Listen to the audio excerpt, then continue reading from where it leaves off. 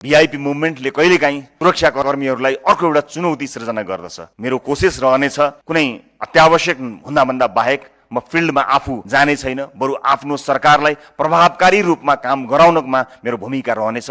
तर कुनै कारणले, कुनै कारणवश पुग्नु परेका खण्डमा कुनै पनि किसिमको भिआइपी मुभमेन्ट, सुरक्षा अथवा अन्य कुनै चिज मेरा लागि चिन्ता गर्नुपर्ने छैन। र मेरो दलका सांसदहरू जाँदा पनि सुरक्षाकर्मीले त्यस्तो कुनै चिन्ता नलिइकन आफ्नो काम गर्नुभए हुन्छ। हामीलाई कतै पनि ध्यान दिनुपर्ने छैन। म यो कुरा सदन मार्फत बताउन चाहन्छु। सकभर सरकार पुगोस्, हामी मध्ये कोही पुगेछौँ भने पनि सरकारले हाम्रा लागि अतिरिक्त सुरक्षा, अतिरिक्त सेवा केही पनि दिनु पर्ने छैन। हाम्रा साथीहरूलाई कुनै पनि किसिमको आफ्नै तरिकाले व्यक्तिगत तवरबाट साथीहरू जानुहुनेछ। प्रशासनलाई कुनै पनि किसिमको उहाँको दखलअन्दाज नगर्ने तवरले हामी जानेछौँ, जानु परेको खण्डमा, नत्र जाने छैनौँ। यो पनि म सम्मानित सदन मार्फत जानकारी गराउन चाहन्छु। ती प्रभावित क्षेत्रहरूमा टेलिफोनको डाटा उपलब्ध गराएको कुरा मैले जानकारी पाएको छु। त्यहाँ टेलिफोन गर्दा ब्यालेन्स नहुँदा पनि समस्या नपरोस् भन्ने कुरामा सरकार सचेत भइसकेको छ। डाटा छैन भन्ने कुराको पनि चिन्ता नहोस् भन्ने कुरामा पनि सरकार सचेत भइसकेको पनि जानकारी मैले प्राप्त गरिरहेको छु। यसमा ध्यान दिनुपर्ने, विपदमा ध्यान दिनुपर्ने कुरा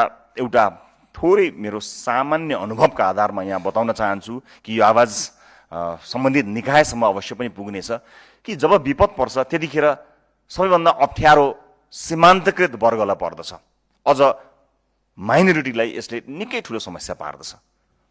त्यसमाथि महिला, गर्भवती महिला, वृद्धा, अपाङ्गता भएका व्यक्तिहरू, दलित समुदायमा यसको प्रभाव परेको डाटाहरूले बताएको छन्।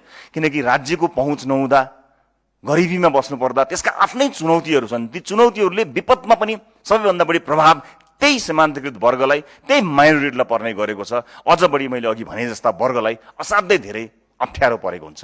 त्यस्तो अवस्थामा प्राथमिकतामा यी वर्गहरू परुन्, महिलाहरू प्राथमिकतामा परुन्, वृद्धहरू प्राथमिकतामा परुन्, गर्भवती महिलाहरूलाई प्राथमिकतामा राखियोस्, बालबालिकाहरूलाई प्राथमिकतामा राखियोस्, अपाङ्गता भएका व्यक्तिहरूलाई प्राथमिकतामा राखियोस्। मलाई विश्वास छ सरकारले यस्ता प्राथमिकताहरूलाई ध्यान दिनेछ र विगतमा भएका काम कारबाहीहरू, विगतमा भएका विपदका हाम्रा अनुभवहरूबाट सिक्नुपर्ने र नगर्नुपर्ने गल्तीहरूका लिस्ट सरकारसँग पक्कै पनि छ होला।